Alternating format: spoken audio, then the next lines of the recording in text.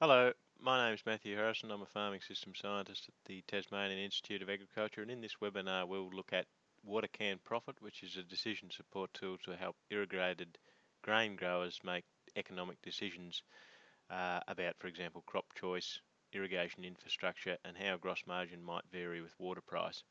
So we've essentially got three different parts to the app. We have a simple water price app, which is like a gross margin water price sensitivity analysis, so that's essentially a graph.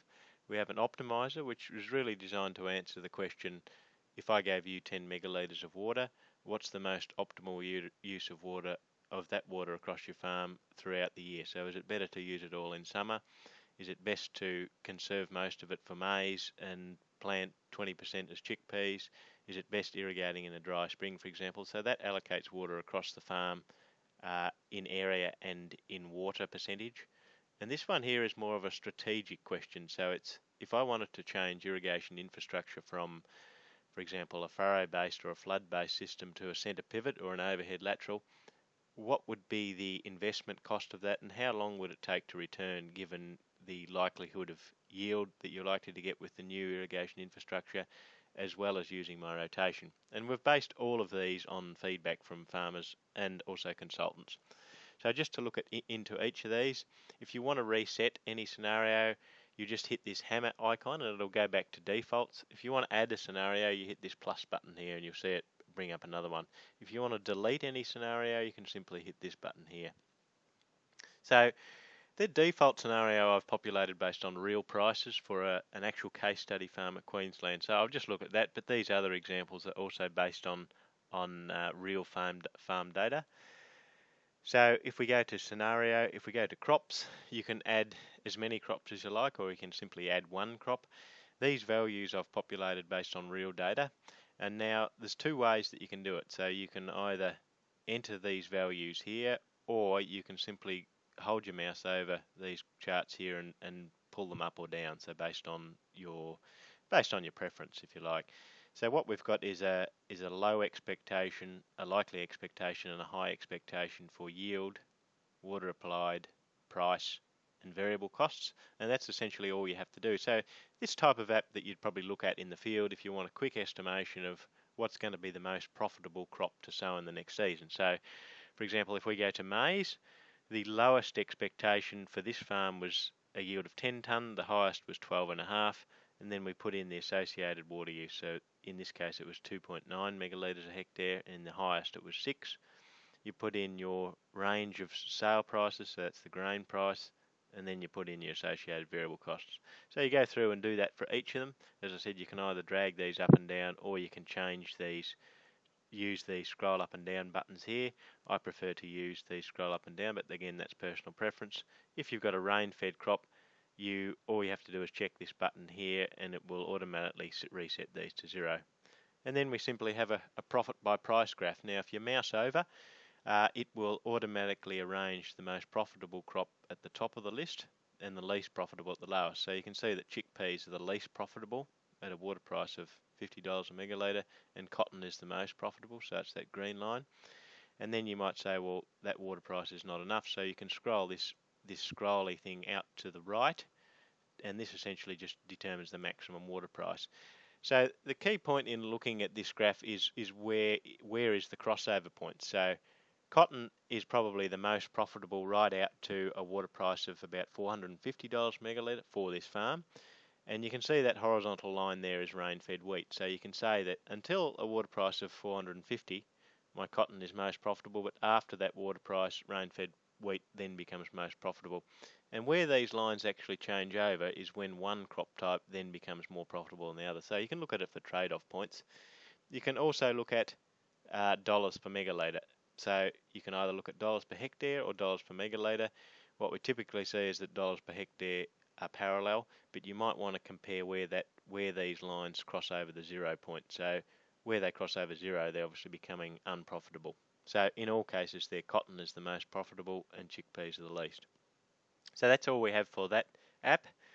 Then for the optimizer app, it's a little bit more sophisticated. And so there's a little bit more in this. The Surat new example is an example for Queensland based on real case study farm data. So each of the numbers based on that case study farm are real and validated. So I'll go through that example, but I encourage you to have a quick look at each one of these. So if I select this one, it's what this map here is selecting a met station or a meteorological station, and you can select your weather station. You could say, you know, I want a different weather station, for example, Weewa, and then it will change these summer rainfall and winter rainfall based on your met station. So you could say Emerald, and you'll see these values change.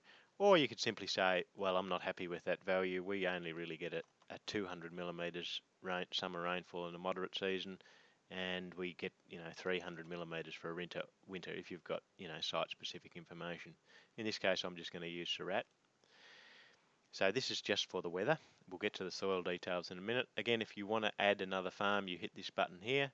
You can remove it, or you can, if you stuff up something, you can go back to reset to defaults. And the reason that we've got dry, moderate and wet is because we're accounting for seasonal climate variability later on in the tool. Now we go to irrigators.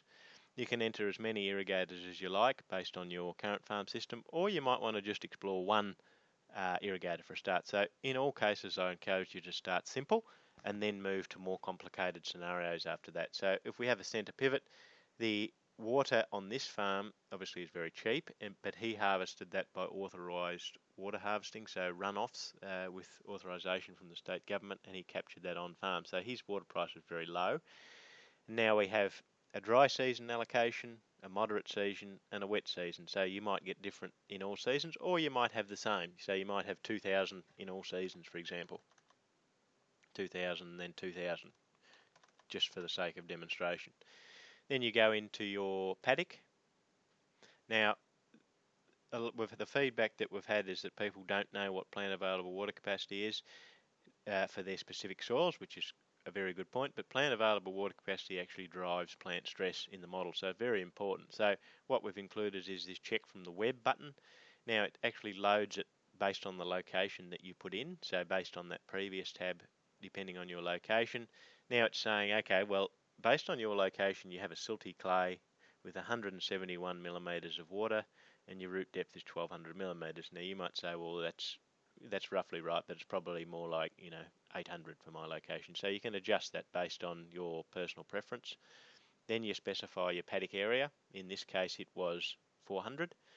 And you nominate in a dry season, a moderate season, and a wet season the initial water in the profile. So in a dry season, you might have much less. In a wet season, you might have a full profile, for example. Now, if I had to put another irrigator in here, you can change the proportion. So if I just go back here and add another irrigator, just for example, you know, furrow, and if I go back here to my paddock, we then see the split. So you might want to say, okay, in a dry year, I'm going to irrigate more with my center pivot, and you just do that by clicking in there. And in a wet year, I'm going to irrigate more furrow because I've got more water to spare, although it's less water efficient. So you might specify, for example, you have a greater proportion of furrow compared with center pivot in different years. In this case, just to keep it simple, I'm going to go back here, I'm going to remove that furrow irrigator just to keep it simple with one center pivot. Now you put in your crops. So we've simplified this a lot based on user experience. We did have a yield versus water use curve here. Now we've simply got the yield expectation for each crop in a low, a likely and a high year, and we need that to get the variability. We nominate whether it's a winter or a summer crop, whether the watering is a rain-fed crop, the variable price, as well as the minimum and maximum water applied. Now each of these values are populated based on what the case study farmer said. So he's saying 3 to 3.5 megalitres for wheat, and his yields are about 5 to about 7, so quite a low range. Another example that he had was that he ratooned sorghum. This is obviously a Queensland example. And he did that by sowing the sorghum in one season. He harvested the grain and then he ratooned it, and at regrow he harvested the grain again and then he baled the stubble. So that's why these yields are quite high for this one here. But you might like to say, well, that's not part of my farming system, so that's easy done, and you can remove it from the farm system. And then you put in, it's important to put in representative and reliable variable cost for each because it's quite sensitive to variable costs. And then you put in your sale prices for the grain in each of these. So cotton, now you can put this in dollars per tonne or dollars per bale. Often it's easier just to do it in terms of bale. So I've done a based on the advice from GRDC, 13 bales to the hectare in all seasons because the yield variability for cotton is quite low. So I've got it in bales to the hectare, and I've put price in bales to the hectare, so $500 per bale. Then we go to the optimizer tab. Now we can optimize according to areas or to water. Now I encourage you to have a look at both of those. They'll be the same unless you have a rain-fed crop in there. If you have a rain-fed crop, the answers will be different. So we might want to say a moderate season. We hit optimal areas. It's essentially optimizing it's coming up with the optimal area of the crops that you put in based on the water allocation that you put in as well as the prices. So what it's saying here, and we've changed this quite a lot based on feedback, is giving you the prices that you put in, the yields, the variable costs, the water applied, the gross margin in dollars per hectare and dollars per megalitre. Now this red line indicates this is the row that we've actually optimised on, and the areas to sow for each crop. So the blue rows actually show the winter crops, the green rows show the summer crops. So it's saying that use 51% of your irrigation water for mung beans and about 30% on cotton, and save 20% for your chickpeas. And on an area basis, it's saying 86% of your area is better off as mung beans and about 14% as cotton.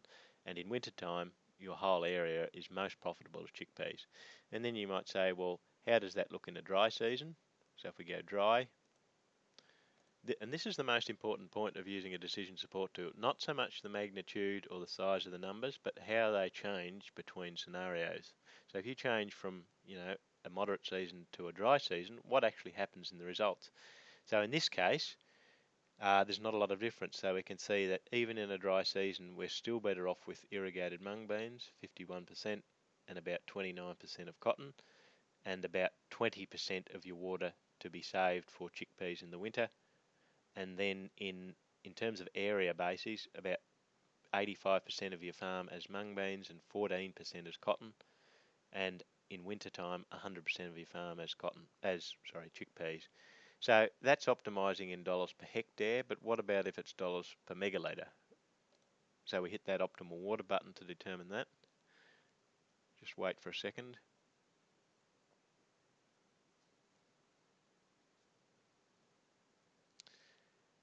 And as I said before, the numbers will come out quite similar unless you've got more than one rain-fed crop. And we only had, based on the example that I put in, I don't think we had any rain-fed crops. So we'll go back here and check that. So no, I didn't have any rain-fed crops. So that's why the answers will turn out the same.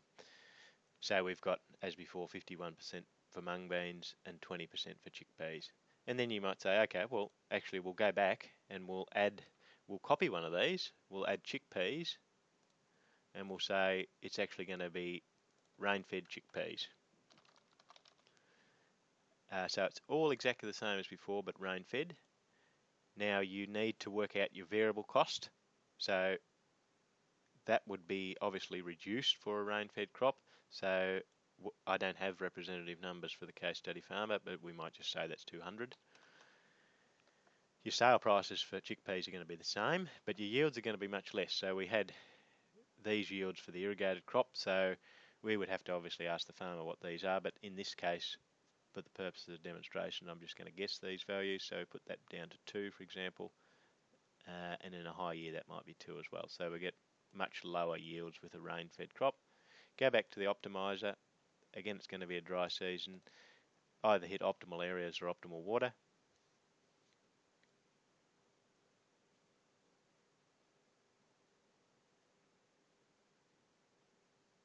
Now we can see that we've got slightly different results.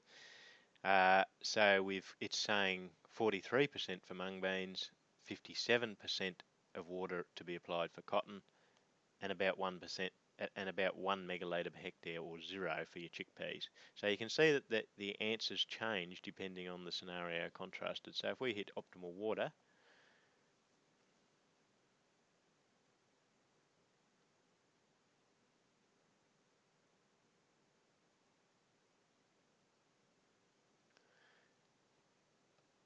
you can see that the numbers are mostly the same as what they were before, and that's probably because of the yield numbers that I put in. But the reason that we leave all these values in here, the prices, the yields, the variable costs, is that you can actually go into the numbers and try to explain why you get some of these results. So I encourage you to go and have a play with that and change some of the inputs and see how the results change. Just in the interest of time, I'm going to move on. And so we have the Water Price Optimizer app. Now this is new based on our feedback as well. So this is essentially the same thing as the optimizer, but it does different areas for different water prices. So we might say, what's my range of water prices I want to look at? So we'll say from 0 to 200. Your seasonal expectation, I might say moderate. Now this takes a bit longer. If you include more water prices, it takes longer again. So the less water prices that you have, the shorter it takes to process. So what it's going to do is come up with the optimal percentage of your areas for different water prices. And you can see that for all of these water prices up to 200, if you mouse over, it's saying 72% of the farm has irrigated mung beans, 29% of the farm is irrigated cotton, and in winter 100% is chickpeas. So the combination of the farmers for each of those is the same. So if you extended that out, it would presumably change. Then we can go to investment. Now this is more of a strategic question.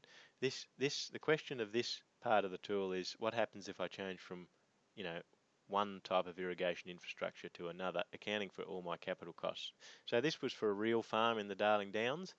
Now this farmer said, I've got 180 hectares extra to irrigate.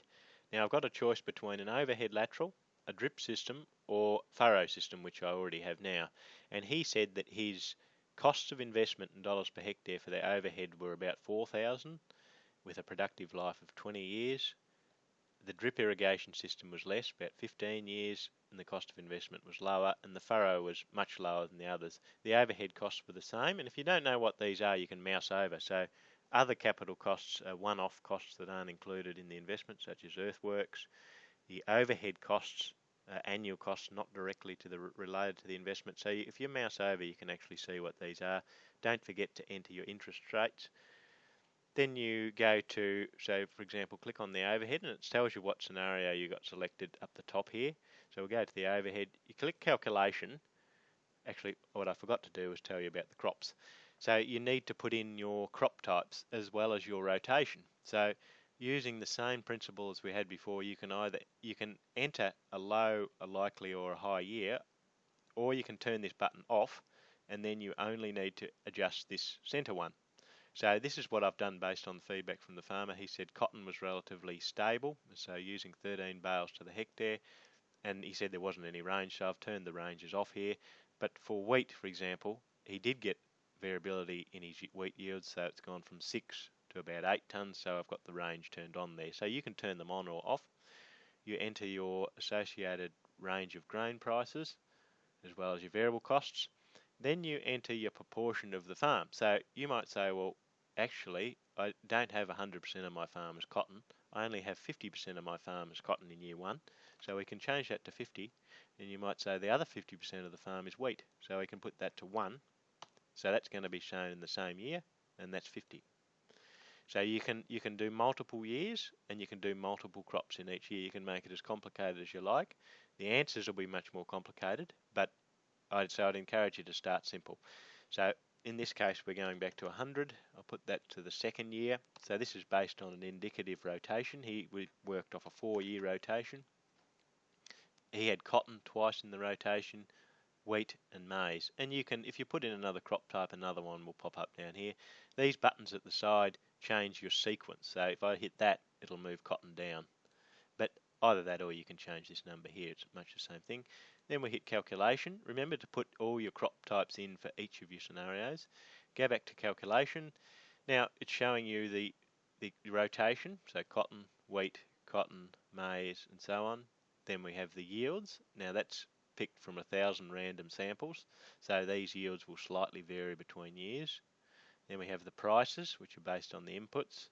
We have the variable costs. We have the gross margins. We have the cash outflows, so you can see that the initial cash outflow here is quite high because that's the investment. Then you have your cumulative net cash flow. So the important point of all this, you can see how it varies in the time to pay back, is the present value of the future cash flows. So after your productive life, after 20 years, it's going to be worth almost 29 grand. And the important point is to compare that to other irrigation infrastructure. The internal rate of return is how quickly do you get back into positive territory. So that's a rate and that's the time. So you can look at the individual numbers there. Now I've gone back here and I've put in different crop types. I've put in the same crop types but slightly different values based on the feedback that we had from the farmer for a drip system. And I've also done the same for a furrow-based system. So I've put in slightly different yields and slightly different variable costs, same rotation. And then the final thing is this compare icon. So this is showing you all the individual points and it's a box plot. So the center line is the median, the bottom line is the 25th, the top line is the 75th percentile. So it's showing that the overhead has got a much higher net present value than the other systems. The furrow is the lowest. Then you might say, well, what about internal rate of return? Click on it and you can see that the overhead system is actually lower than the furrow system. What that means is that the furrow system is paid off quicker than the overhead system, but with much more variability because water use efficiency is not as high as the overhead system, and you can look at each one of these different things. And that's all I wanted to say, but one other thing you can do, which is very important, and this is based on feedback, is exchange. You hit exchange, you go to send scenarios, and then you can select any one of your scenarios that you want, for example, the default in the water price app, and then you go send via email, and it will come up with a link, and you can email it to yourself or other people. So it's very important you can do that, if you want to transfer scenarios or if you want to email it to yourself. That's all. Thanks for watching.